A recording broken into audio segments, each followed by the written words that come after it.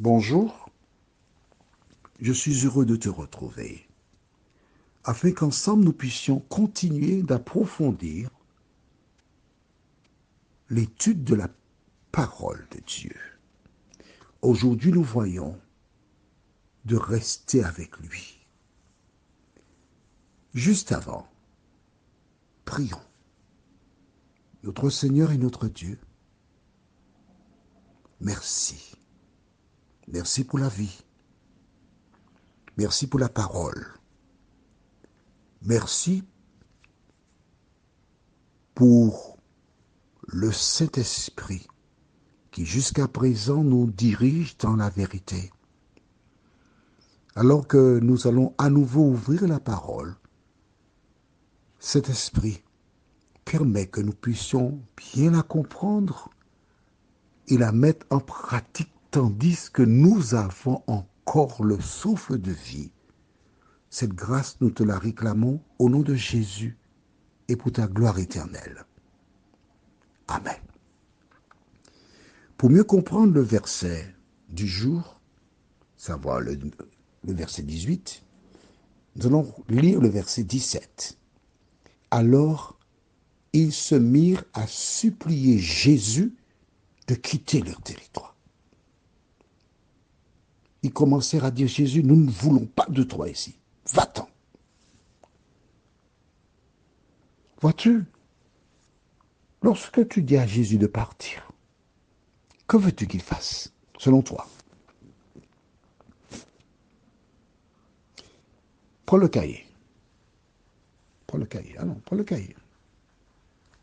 Et on va écrire dans le cahier Apocalypse 3, verset 20. Apocalypse 3, verset 20. Et j'attends que tu aies trouvé la page, car je ne suis jamais pressé en ce qui concerne les affaires de Dieu. Apocalypse 3, verset 20. Et tu comprendras la réaction de Jésus. Ou du moins l'attitude de Jésus. On va dire ça, c'est mieux. L'attitude de Jésus. Apocalypse 3, verset 20 déclare, voici, je me tiens à la porte et je frappe. Si quelqu'un entend ma voix et ouvre la porte, j'entrerai chez lui. Je souperai avec lui et lui avec moi. C'est Jésus qui parle ici. Il dit, je me tiens à la porte et je frappe. Tôt, tôt, tôt. Jésus est à l'extérieur. Il veut demeurer en toi. Si tu ouvres la porte, il entre. Si tu laisses la porte fermée, il s'en va. Et une fois parti, que se passe-t-il? Rappelle-toi, nous avons lu dans Matthieu 12, tu te rappelles? Versets 43 à 45. Lorsque l'esprit impur est sorti d'un homme, il va vers les lieux arides cherchant où il séjournera. Et quand il n'en trouve pas, il retourne dans la maison. Mais étant donné que tu as gardé la porte fermée, étant donné que tu as dit à Jésus, je ne te laisse pas entrer dans mon cœur, je ne te laisse pas entrer dans ma vie, c'est parce que tu as déjà quelqu'un. Il y a un chansonnier qui est décédé il n'y a pas très longtemps. Il s'appelait Monsieur Alcindor. Il a composé une chanson dans laquelle il mime un homme qui va vers une dame qu'il aime. Il frappe à la porte et il dit, ouvre la porte, Doudou, ouvre la porte, Doudou. Il cherche par ses mots à inciter la femme à ouvrir, mais elle n'ouvre pas. Et finalement, il dit, l'Indien, le gros Indien, comme l'on veut, que tu as mis le dehors. Il est en train d'expliquer que souvent lorsqu'une femme laisse la maison fermée et ne laisse pas l'homme entrer, c'est parce qu'elle a déjà un homme à l'intérieur. Mais c'est exactement la même chose en ce qui concerne le salut. Plusieurs personnes ont hébergé le diable. Et elles refusent de laisser Jésus entrer en elles parce qu'elles aiment la vie que le diable propose. Est-ce ton cas? Ces gens donc dirent à Jésus, ils ne dirent pas non, ils ont supplié. Jésus, va-t'en, pars, pars. Mais Jésus ne se bat avec personne. Parce que Jésus enseigne, si on veut prendre ton manteau, laisse la tunique. Ne te bats pas avec les gens. Alors nous lisons maintenant dans Marc chapitre 5, au verset 18, ce qui suit. Tu as trouvé? On y va. Comme il montait dans la barque, celui qui avait été démoniaque lui demanda la permission de rester avec lui. Quand les gens demandèrent à Jésus de partir, non. Quand les gens supplièrent Jésus de partir, l'homme qui était possédé, il ne comprend pas. Il ouvre de grands yeux, mais qu'est-ce qui se passe là? Mais ils sont aveugles.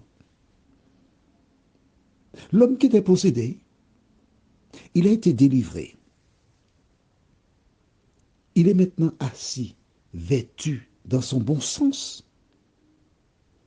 Et il réalise que ces personnes-là,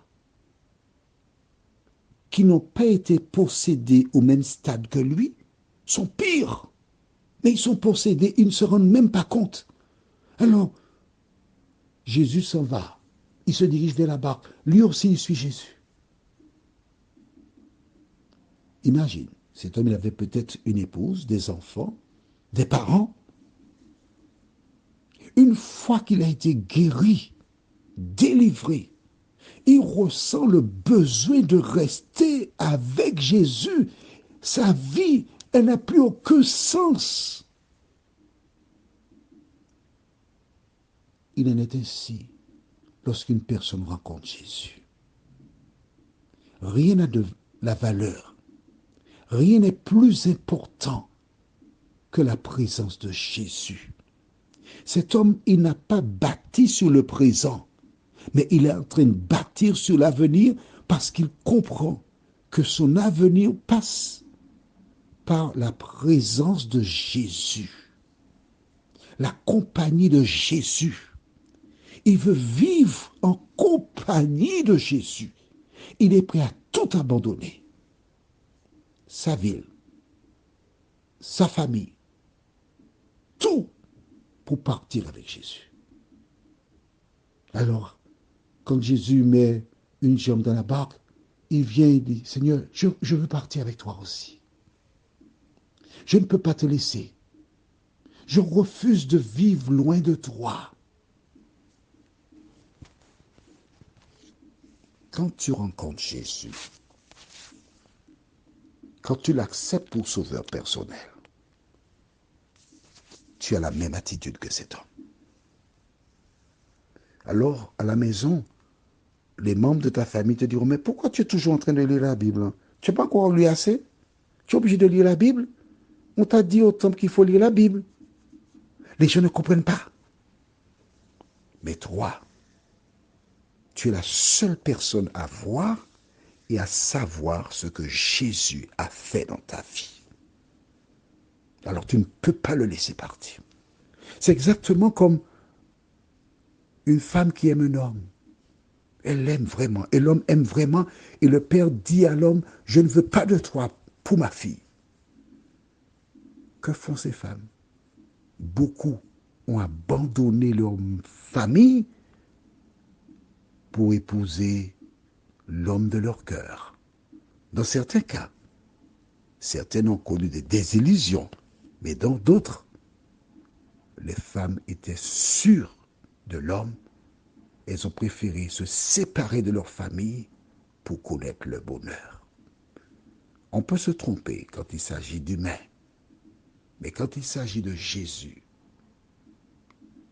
on a la garantie de trouver le bonheur. Prions. Notre Seigneur et notre Dieu, voici cet homme qui n'a même pas réfléchi. Il n'a pas hésité un seul instant. parce qu'il a réalisé que sa place était près de Jésus. Seigneur, alors qu'il existe autour de nous tant d'éléments qui nous aspirent, nous attirent, de nous aider à réaliser que Jésus est le seul refuge de notre âme et que nous devons placer notre espérance en lui. Fais-nous du bien, nous t'en prions. Au nom de Jésus, pour ta gloire éternelle. Amen. Je te souhaite une bonne journée et espère te retrouver demain, si Dieu nous prête vie.